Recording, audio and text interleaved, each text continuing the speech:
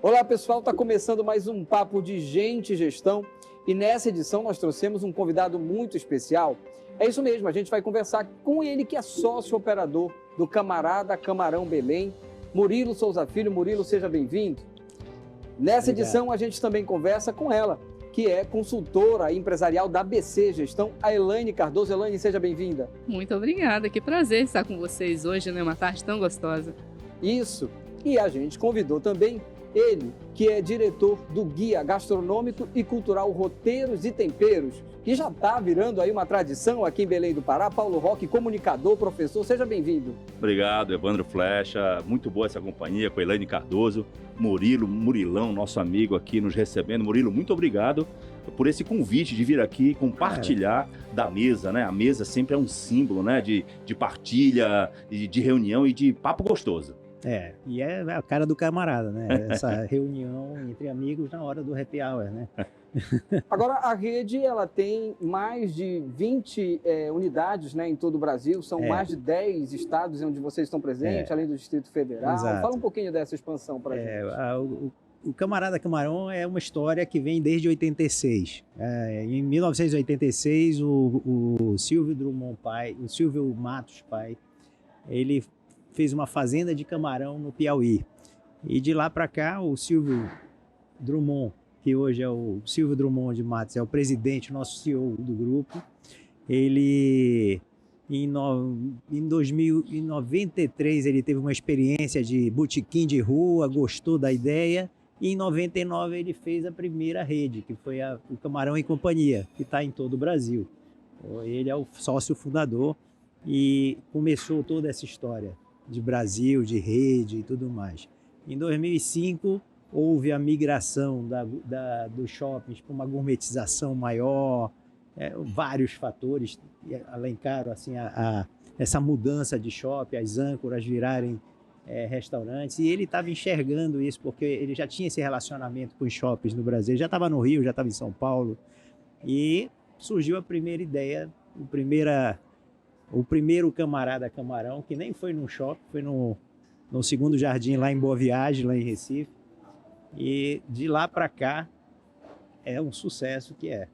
O Camarada Camarão hoje tem um diferencial do mercado e é a bola da vez dos shoppings. Eles estão realmente muito focados em ter o Camarada Camarão em todos os shoppings do Brasil. Elaine, ele estava me contando nos bastidores que são mais de 2.000 funcionários. E tem essa questão da paridade também.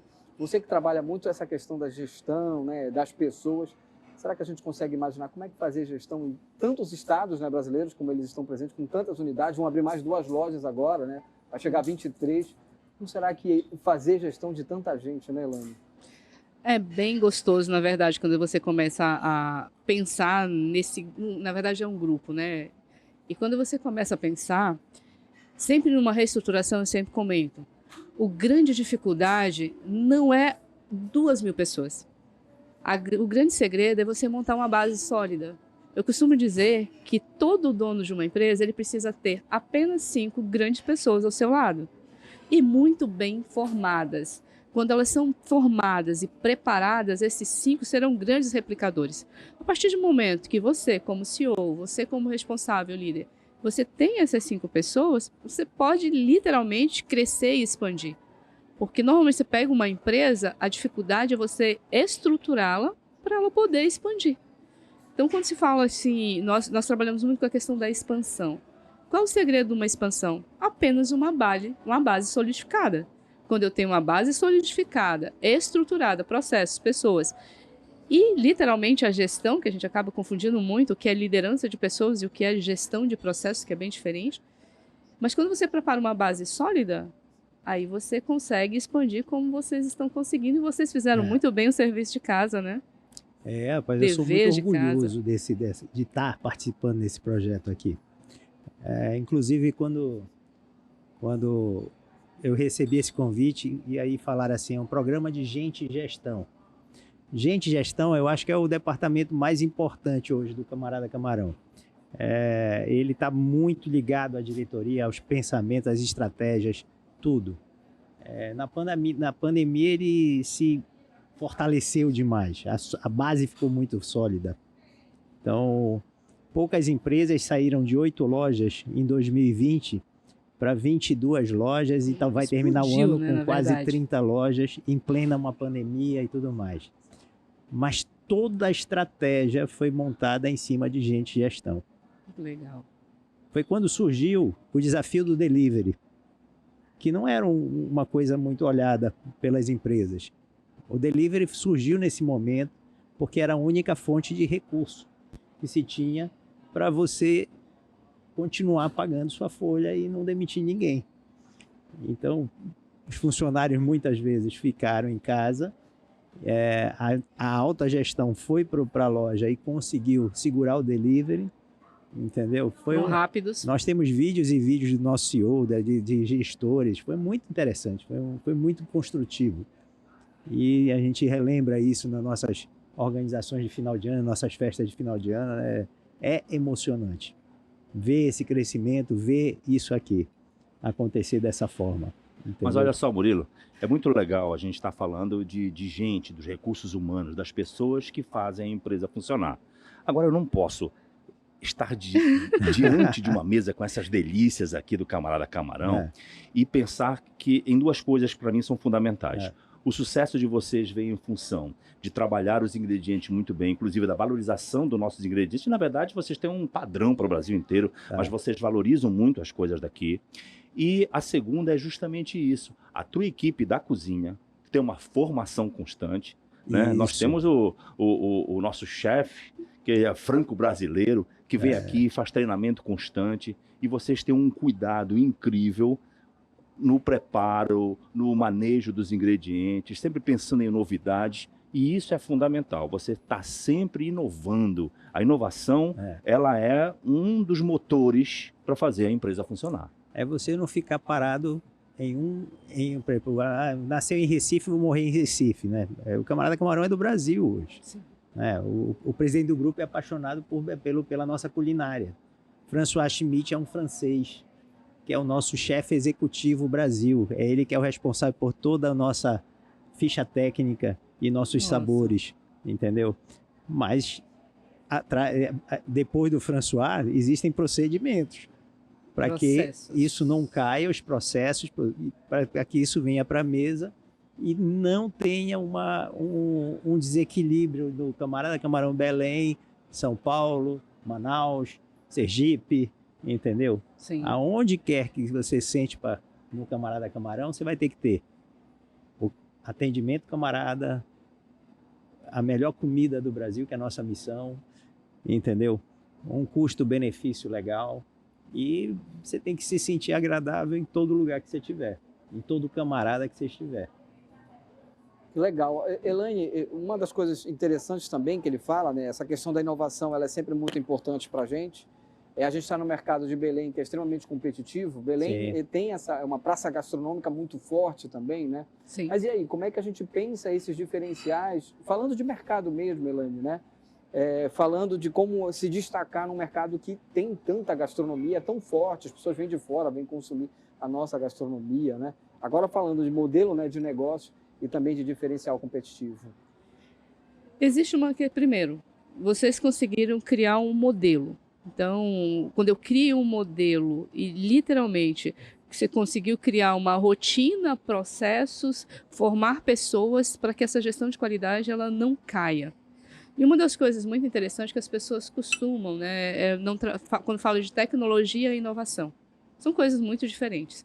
Uma forma, a tecnologia que eu vou usar, equipamentos, conhecimentos totalmente técnicos. A outra é a inovação, que está ligada à criatividade. Quando você olha um prato, e algo que me preocupa muito como consultoria, é que a criatividade das pessoas, cada dia que se passa, mais tem morrido, principalmente com as gerações atuais, nossos adolescentes, né? Com o advento de tanta tecnologia, a criatividade, que é justamente o que traz a inovação, vem se perdendo. Isso é uma das coisas que me preocupa muito. E tenho visto, inclusive, na região, isso acontecer. E, normalmente, com essa geração de ferro, né, a nossa geração é considerada a geração de ferro e considerado pelos estudos a última geração de ferro, que literalmente, principalmente na região norte, mais ainda, aonde aqui você tem que ser criativo, porque você não tem mão de obra qualificada da mesma forma que você tem no Sul e Sudeste. A criatividade você tem que aguçar dentro da sua equipe, que isso não se ensina, você aguça. Então, como trazer essa criatividade para o nosso prato, na verdade? Olhar aqui e falar assim, nossa, aqui houve a criatividade, seja no sabor, seja na beleza. Então, como você trabalha tudo isso? Pois é, isso veio de 20 anos de mercado aí do CEO, né? O mercado de inovação dentro da culinária, eu vou dar uma opinião pessoal e não da rede, ele é um mercado de risco. Com certeza. Né? A inovação nem sempre é vista. Você, por exemplo, hoje está todo o Brasil tentando trabalhar com tucupi, por exemplo. Não é verdade? Sim. Uns fazem mousse, outros fazem reduzem. E é o grande desafio no mercado. Mas o que fez o tucupi ir para o mercado? A simplicidade. Bem óbvio. Um grande chefe num grande programa de televisão, que é pai do nosso amigo Carlos Castanho, né? Ele, quando foi homenageado lá na Iron Chef? Eu acho que sim. Ele chegou e disse o seguinte: é hora do happy hour. Muito bem. Chegou na hora boa, né? Mas Hora ele Já pode servir, né, Paulo? Então venham. Bom, então ele entrou com uma sacolinha com cheiro verde, um tucupi e um limão. E a gente nunca pode esquecer de onde a gente saiu. A nossa região é isso. É cheiro verde, tucupi e peixe bom. Quando o chefe François veio aqui, ou quando o Silvio, que tinha essa relação comigo muito grande, vinha aqui, ele era encantado com os sabores da região. Então a gente começou, quando foi entrar no norte, a gente tinha um cuidado enorme, porque ele sabia que aqui era uma terra de grande gastronomia. Não, já há muitos anos ele sabe disso. E ele tinha cuidado, ele tinha medo de entrar, o François tinha medo de entrar. O François, para lançar a Casa da Amazônia, em Belém, nós lançamos Belém no mês e logo depois lançamos, uns 4 meses depois, lançamos Manaus. Foi aberto Manaus. Aí ele fez um festival da Amazônia para todo o Brasil conhecer a Amazônia através do Camarada Camarão. Nossa. Então nós tínhamos tucupi, tínhamos eu digo que era uma caldeirada no tucupi, mas era o filhote no tucupi que ele servia. Então tinha o filhote, o pirarucu da Amazônia, o fresco, lá de Manaus. Castanha nos pratos e tudo mais. É claro, não ficou, foi um festival. Mas a pescada amarela sai daqui para o Brasil todo. O pargo é nosso, sai daqui para o Brasil todo.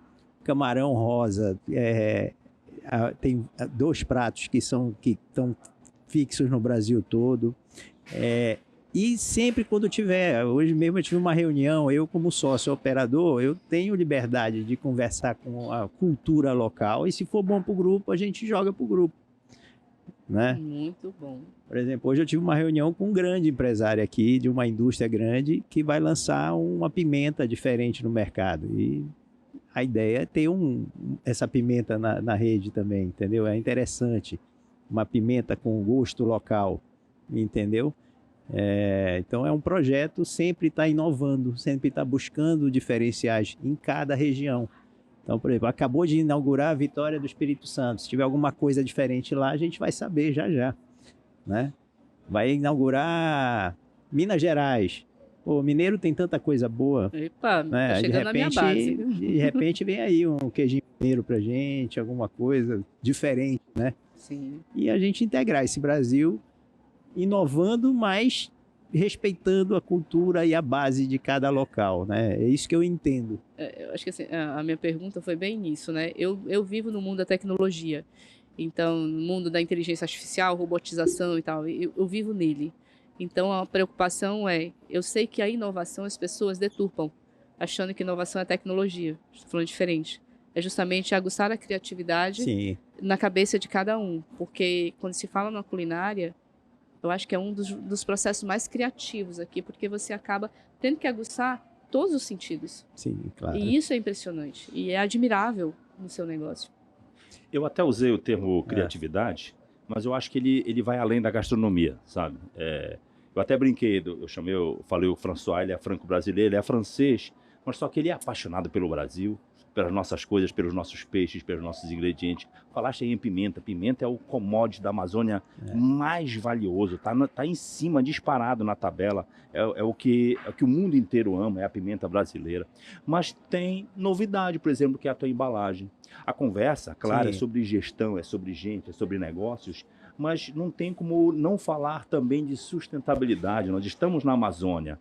E hoje a gente fala muito da bioeconomia, né? A bioeconomia circular. Qualquer negócio que gere lixo tem alguma coisa que está errada.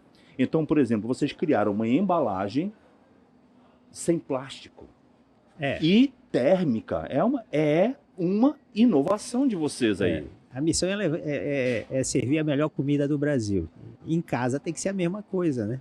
Sim. Então, nós temos embalagens muito boas, os pratos chegam muito bem e o hambúrguer faltava. Você está falando da nossa embalagem nova, que é o hambúrguer, né? Isso mesmo. Essa daqui é térmica hoje, ela é uma novidade no mercado e nós conseguimos que a experiência do cliente do restaurante, ele vai ter em casa agora com essa embalagem. Que são esses hambúrgueres maravilhosos, agora também embalados, além das outras coisas que já chegavam na nossa casa, né? Que é um dos pontos fortes de vocês, né? Isso. É a mesma experiência que a pessoa tem aqui, pode ter em casa, né? Com certeza. É um dos pontos fortes de vocês. E o François, que você conhece, ele é muito exigente, né?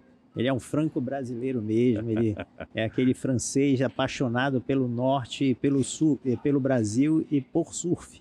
Nossa, que massa. Ele mora, para ter ideia, ele morava em Pipa e ele mudou para Paracuru. Fica próximo de Fortaleza, porque ele quer, nas horas vagas dele, no contrato que ele tem de trabalho, ele tem uma semana que ele surfa. É mais ou menos assim. Que show. Tá aí. Mas ele Só? Esse sabe levar a vida. Eu acho que nós precisamos aprender um pouquinho mais, né? Apesar que acho que cada um aqui está passando por um momento já tentando ir para literalmente qualidade de vida, né? Que chega uma hora e fala assim, epa, já é o nosso momento. E eu acho que nós temos que acelerar algumas coisas. Não, já tem alguém que está bem espertinho aqui, que já montou guia gastronômico e cultural e já sai por aí conhecendo um pouquinho dessa gastronomia.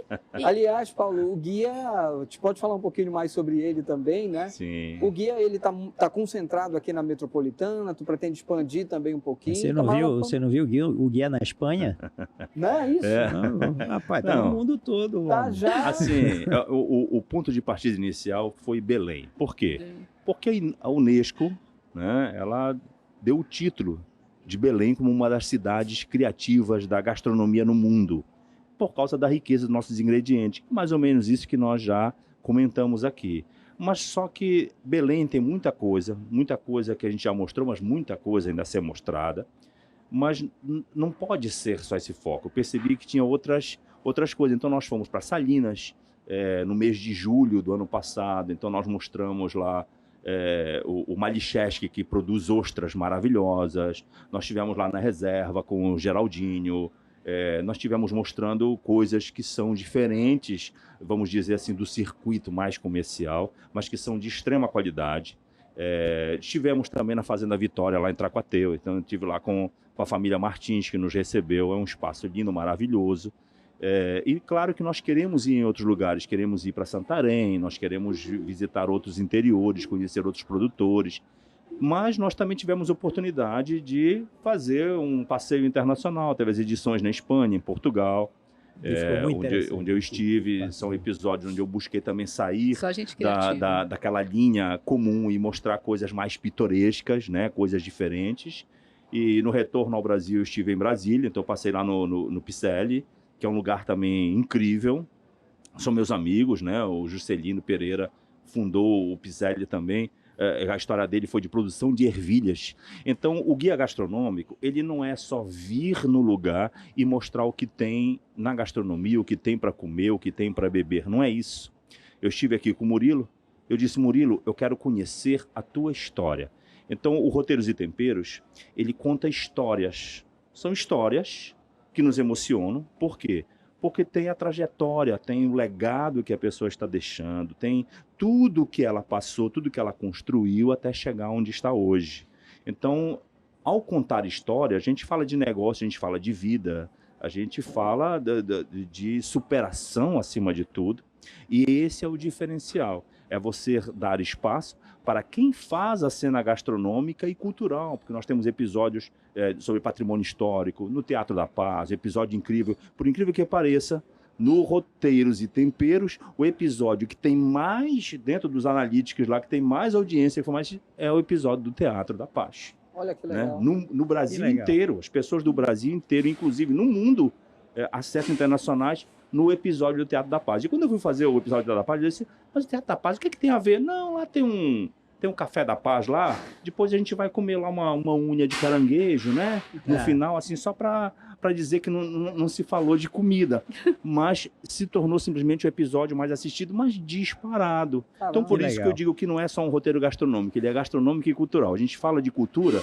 quando a gente conta as histórias das pessoas, quando a gente fala da nossa gastronomia, é cultura, quando fala do tucupi, quando fala da pimenta, quando você vai no interior do estado do Pará, que é riquíssimo em termos de recursos, onde você vai conhecer as histórias, você vai descobrir por que a ostra tem que ser depurada no gelo para não fazer mal para as pessoas às vezes têm medo de experimentar. O mel, porque como é que o mel é produzido, nós temos um mel de primeiríssima qualidade.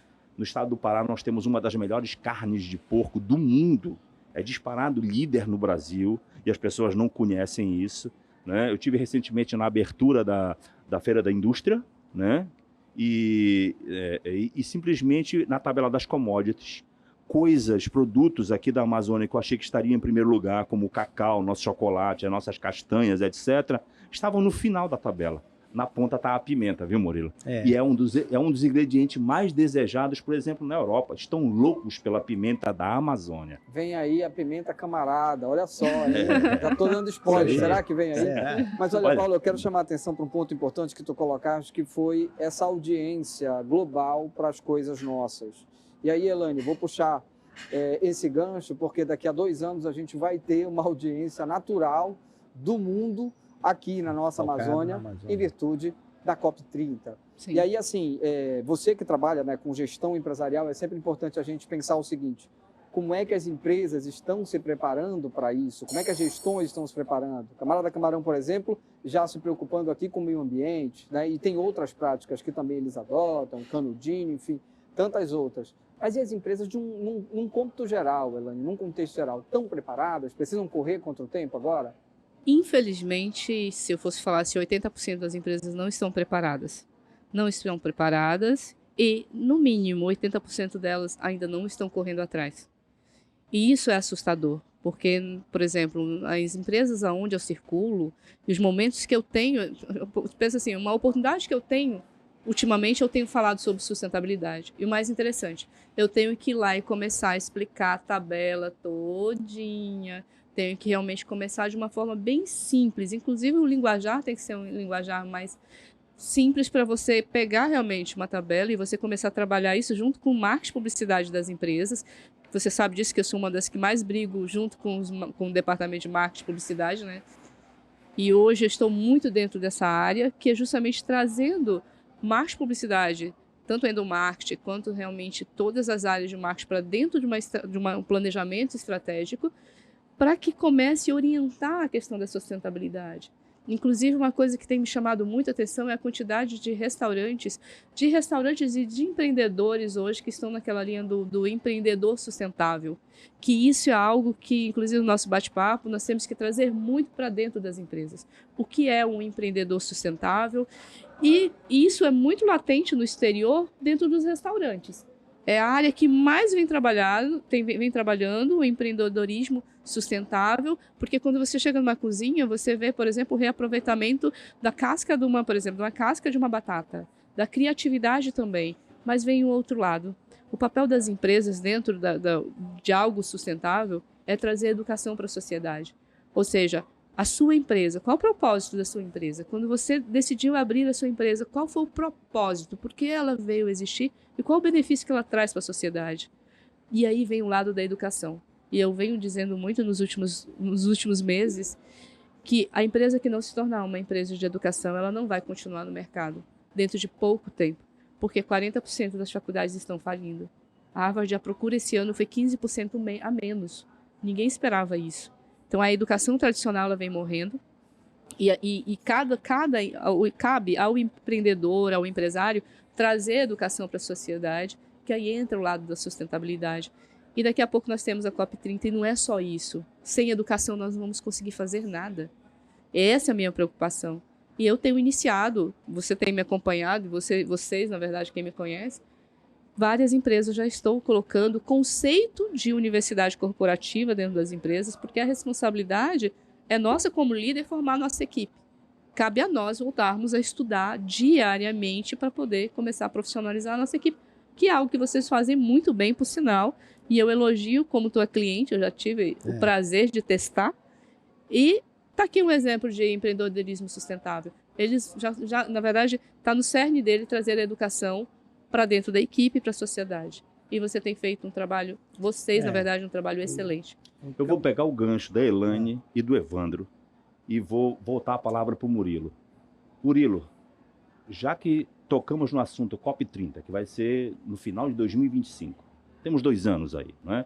A Elaine falou dessa questão da educação. E nós temos a tua equipe muito bem preparada, a gente é muito bem atendido aqui no Camarada Camarão. Mas para a COP, vocês vão ter um aporte de clientes, até porque vocês estão localizados num polo gastronômico, aqui na Doca, quer dizer, no centro da cidade, perto de vários pontos que serão frequentados por esses milhares de turistas, milhares de pessoas que virão para cá. Como é que vocês estão pensando justamente essa questão de educação, para receber treinamentos, para receber essas pessoas que vão estar aqui? Bom, é bem reflexivo isso que a Elaine falou, entendeu? É uma coisa que me faz pensar. Recentemente, uma jornalista conversando comigo, e ela é jornalista, mas estava me fazendo umas perguntas meio só para um projeto dela. E ela falando sobre a COP.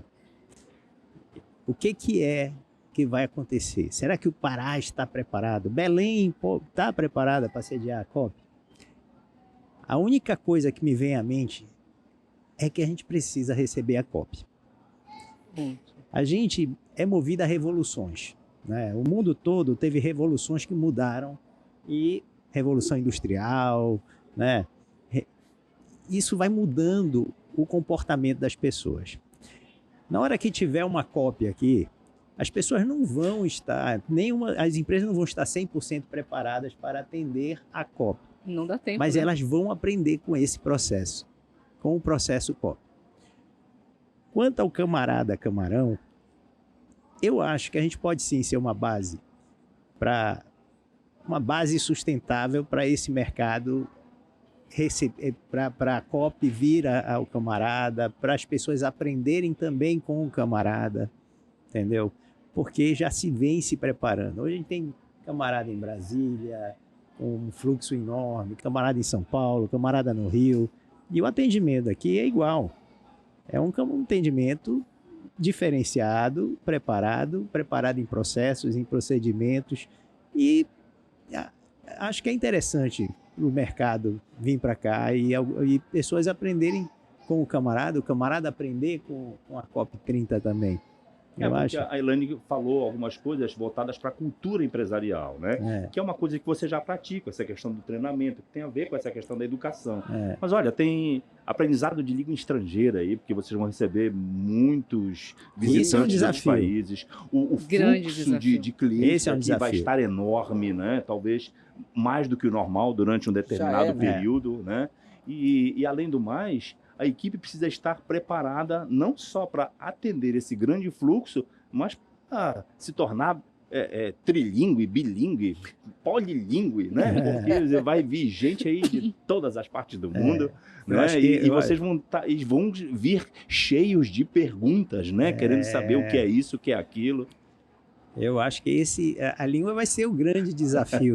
Na verdade, nós não estamos preparados para receber isso. Eu mesmo me matriculei agora esse mês num curso de conversação, porque eu estou achando que eu enferrujei com o passar do tempo, né? Então você tem que estar sempre se motivando, tentando se mudar, né? Não ficar naquela zona de conforto de sempre, né? Então tem que estar se mudando, se fazendo aquela revolução interna, né? Para que a coisa funcione. Mas voltando a gente e gestão,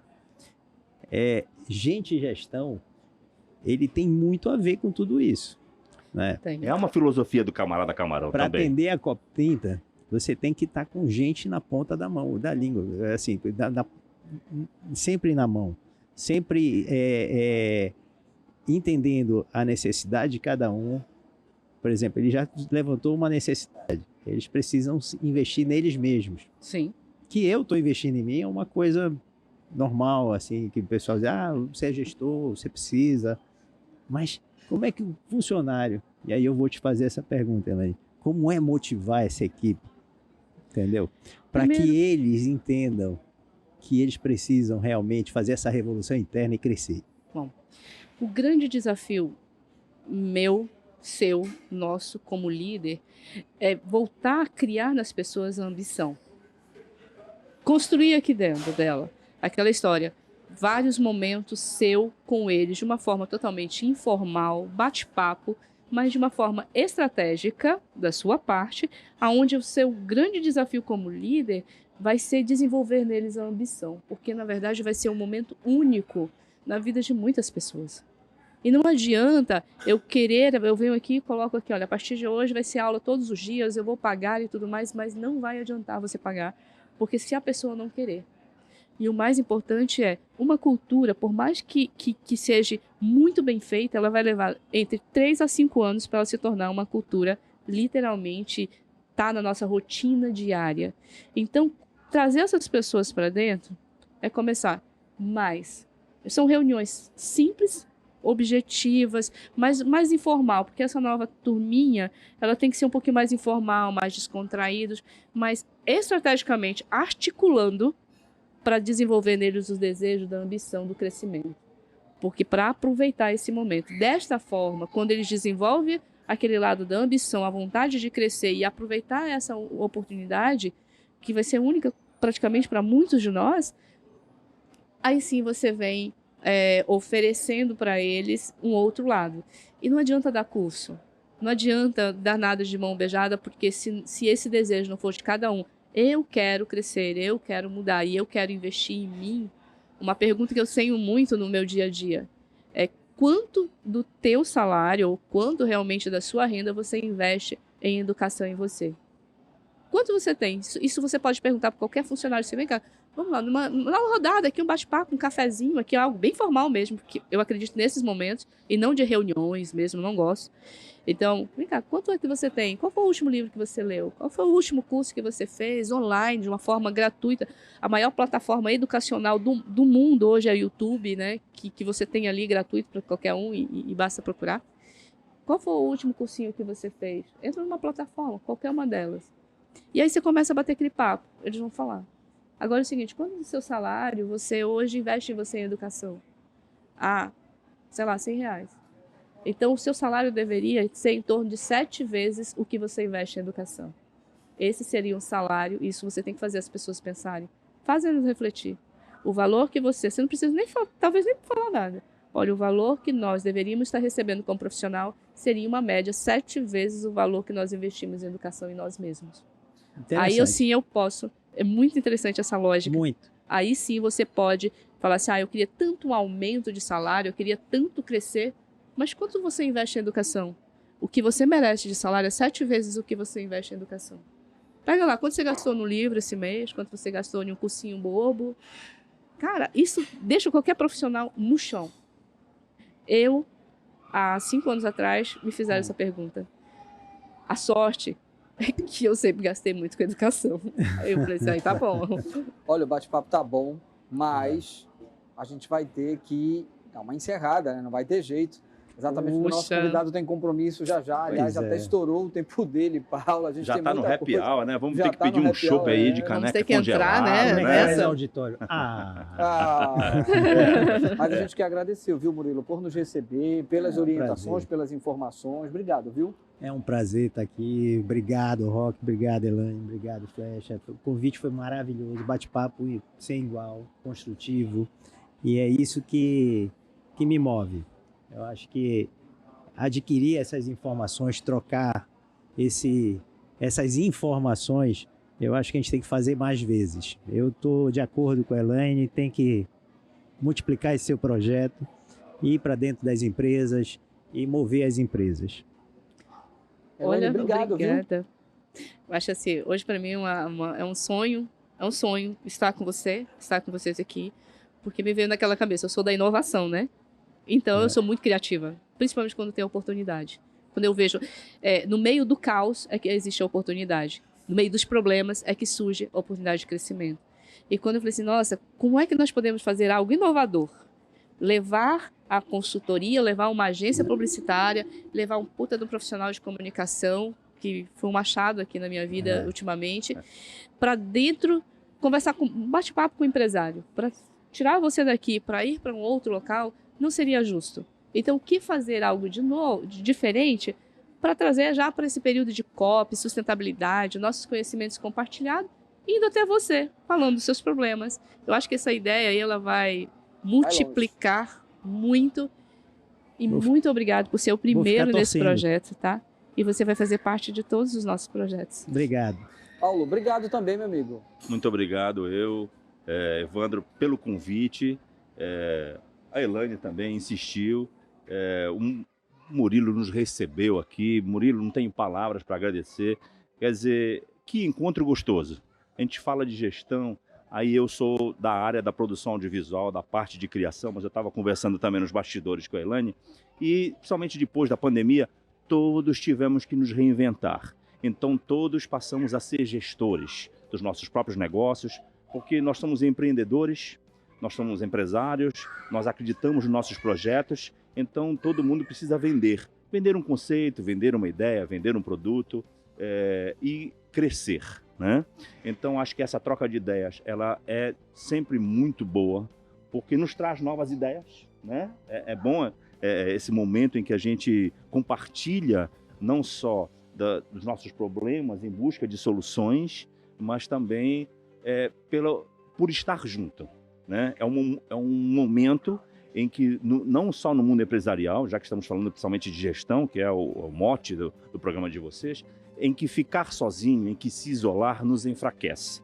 Então, enquanto mais juntos nós tivermos, quanto mais nos unirmos, nós mais nos ajudamos mutuamente, nós mais crescemos, todo mundo se desenvolve, e é essa mudança que nós queremos na sociedade. Quem diz assim, a sociedade precisa mudar, mas a sociedade somos nós, cada um de nós, com as nossas atitudes, somos responsáveis por plantar essa semente da mudança, da transformação, em nossas atitudes, na ética, no nosso comportamento, nos relacionamentos, no respeito. As pessoas precisam ter mais empatia, se colocar mais umas nos lugares das outras, e eu vejo que isso é o que vai realmente transformar, não só a sociedade, mas a nossa região aqui no norte do Brasil, para que se desenvolva, desenvolvimento com sustentabilidade, não só falar em sustentabilidade, mas falar nas riquezas. E o Camarada Camarão é uma prova de que as nossas riquezas aqui são realmente maravilhosas. Bacana, que legal.